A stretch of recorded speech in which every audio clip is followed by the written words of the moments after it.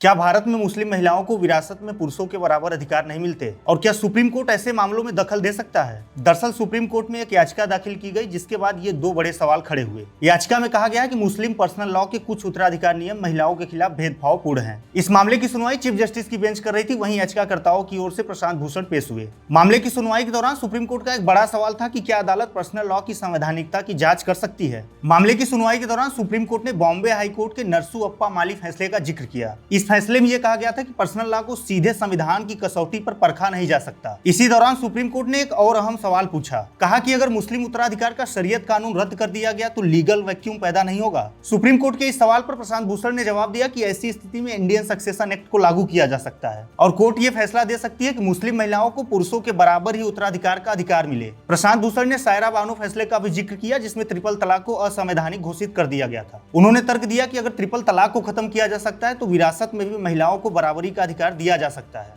इस दलील के बाद सुप्रीम कोर्ट ने जवाब दिया कि ऐसे संवेदनशील मुद्दों पर फैसला देना विधायिका का काम हो सकता है और ऐसे मुद्दों का हल सिर्फ यूनिफॉर्म सिविल कोड के जरिए ही निकाला जा सकता है। आपको बताते चलें कि आर्टिकल 44 में राज्यों को यूनिफॉर्म सिविल कोड लागू करने का निर्देश दिया गया है। इसका मतलब है कि शादी, तलाक और विरासत जैसे मामलों में सभी नागरिकों के लिए एक कानून हो। लेकिन सवाल अभी भी यही है कि क्या यूसीसी ही ऐसे मुद्दों का समाधान है और क्या कोर्ट को ऐसे मुद्दों में हस्तक्षेप करना चाहिए? इस मुद्दे पर आपकी क्या राय है? कमेंट बॉक्स में जरूर बताएं। ऐसे ही तमाम लीगल अपडेट्स के लिए बने रहें लाइव लॉ के साथ।